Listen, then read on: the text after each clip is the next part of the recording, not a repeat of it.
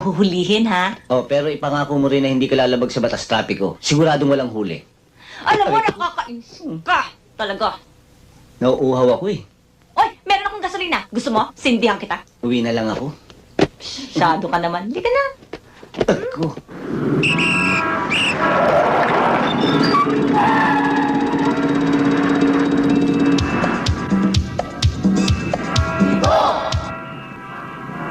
Ano ba ang problema?